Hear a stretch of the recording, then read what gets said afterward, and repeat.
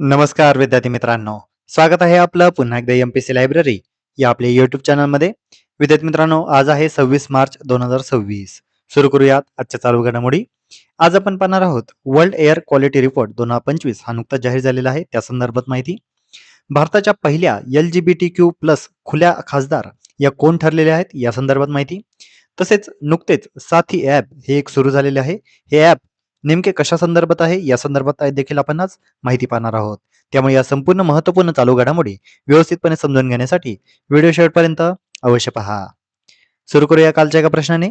काल व्हिडिओच्या शेवटी मी तुम्हाला एक प्रश्न विचारलेला होता. स्टॅच्यू ऑफ सॅक्रिफाईस हा कुठे उभारण्यात आलेला आहे? तर या प्रश्नाचे योग्य उत्तर आहे पर्याय क्रमांक 3, अमरावती. विद्यार्थी मित्रांनो, आपल्याला परीक्षांमध्ये असे वेगवेगळे स्टॅच्यू आणि ते कुठे आहेत आणि ते कोणासाठीचे आहेत या संदर्भात माहिती विचारली जाते. आपल्याला अशा फॅक्ट्स माहिती असणं गरजेचं आहे. त्यामुळे लक्षात घ्या, स्टॅच्यू ऑफ सॅक्रिफाईस हे अमरावती या ठिकाणी उभारण्यात आलेलं आहे. कालच्या व्हिडिओमध्ये आपण या संदर्भात सविस्तरपणे माहिती पाहिलेली आहे. कालचा व्हिडिओ तुम्ही जरूर पहा. सुरू करूया आजच्या दिनविशेषला. आज आहे 26 मार्च. 26 मार्च हा दिवस बांगला दिवस म्हणून साजरा केला जातो, कारण आज आहे बांगलादेशचा स्वातंत्र्य दिन. 26 मार्च 1971 या दिवशी बांगलादेशला स्वातंत्र्य मिळालेले होते. पाकिस्तानपासून त्यांना हे स्वातंत्र्य मिळालेले होते आणि भारताने यामध्ये महत्वाची भूमिका बजावलेली होती. 26 मार्च 1974 चिपको आंदोलन हे या दिवशी सुरू करण्यात आलेले होते. 26 मार्च 1902 नेमस्त पक्षाचे अर्धवयू नामदार गोपाळ कृष्ण गोखले यांच्या मध्यवर्ती कायदेमंडळामध्ये अर्थसंकल्पावर पहिले भाषण झालेले होते. ही फॅक्ट आपल्याला इतिहासामध्ये वेळोवेळी विचारण्यात आलेली आहे. आपल्याला एमपीएससी मध्ये कंबाईन मध्ये अशा फॅक्ट्स सारख्या विचारल्या जातात, त्यामुळे लक्षात असू द्या. 26 मार्च 1902 नामदार गोपाळ कृष्ण गोखले यांचे मध्यवर्ती कायदेमंडळात अर्थसंकल्पावर पहिले भाषण झालेले होते. 26 मार्च 2008 दलित साहित्यिक बाबूराव बागुल यांच्या आजच्या दिवशी निधन झालेले होते. 26 मार्च 2012 प्रसिद्ध परागमुख गीतकार व कवी माणिकराव गोडघाटे उर्फ ग्रेस यांच्या आजच्या दिवशी निधन झालेले होते. 26 मार्च 2020 PM गरीब कल्याण अन्न योजना या योजनेची सुरुवात ही आजच्या दिवशी करण्यात आलेली होती. तर विद्यार्थी मित्रांनो, हे होते आजचे दिनविशेष. आता आपण आजच्या चालू घडामोडींना सविस्तरपणे जाणून घ्यायला सुरुवात करूया.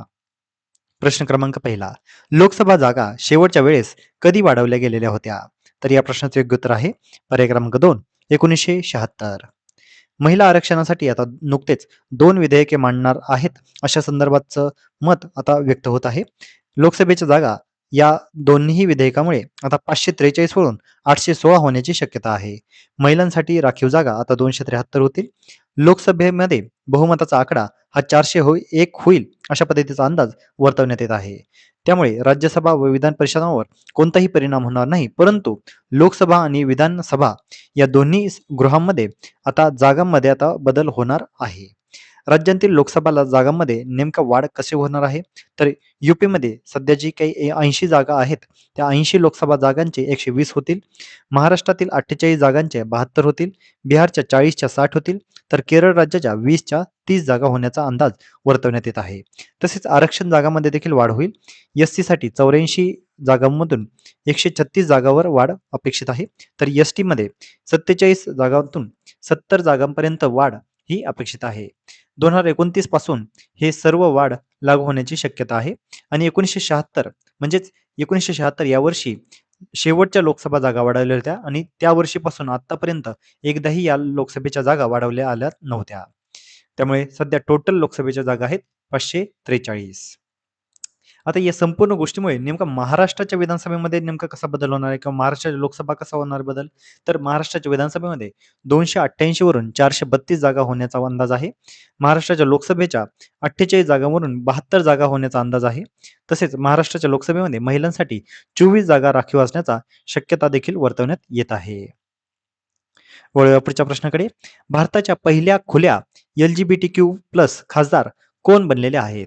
तर या प्रश्नाचे योग्य उत्तर आहे पर्याय क्रमांक 4, मेनका गुरुस्वामी. तर मेनका गुरुस्वामी या भारताच्या पहिल्या LGBTQ+ खुल्या खासदार या ठरलेल्या आहेत. ही फॅक्ट आपल्याला माहिती असणं खूप खूप आवश्यक आहे. अशा पद्धतीच्या वन लाईनर फॅक्ट आपल्याला विचारण्यात येतात, त्यामुळे लक्षात ठेवा. भारताच्या पहिल्या LGBTQ खुल्या खासदार कोण आहेत? मेनका गुरुस्वामी. त्या एक वरिष्ठ वकील आहेत. 9 मार्च 2026 या दिवशी त्यांची नियुक्ती करण्यात आली. राज्यसभा निवडणुकीमध्ये त्यांची बिनविरोध निवड देखील झालेली आहे. त्यांच्या पक्षाचं नाव आहे AITC म्हणजेच all India Trinamool Congress. LGBTQ हक्कांसाठी त्या सक्रिय वकील आहेत.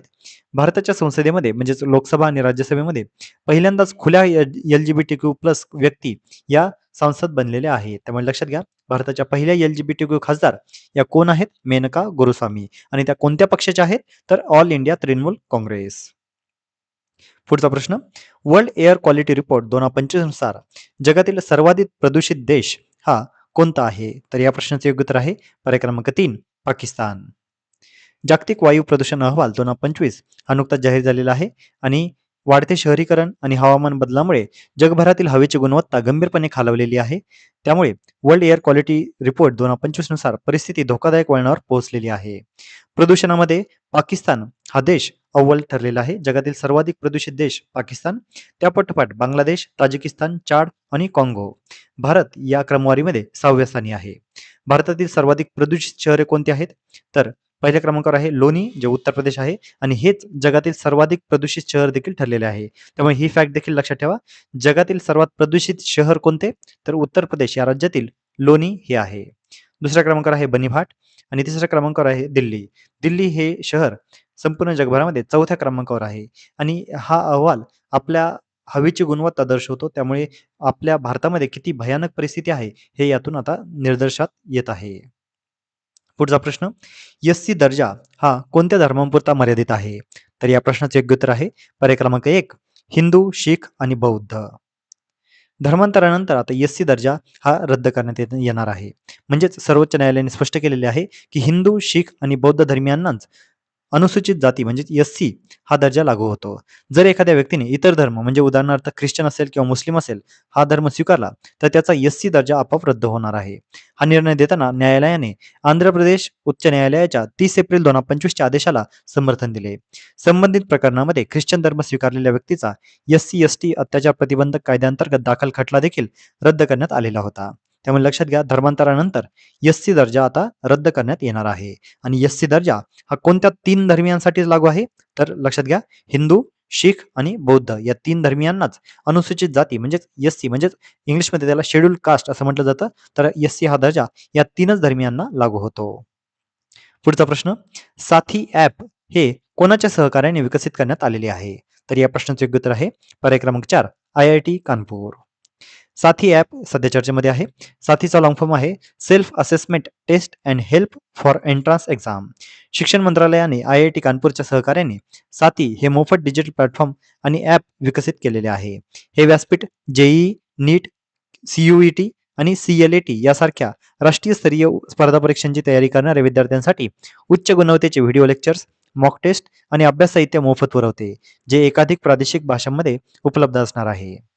आता या नेमके साथी ॲपचे प्रमुख वैशिष्ट्य काय आहेत? तर यामध्ये मोफत शिक्षण दिले जाणार आहे.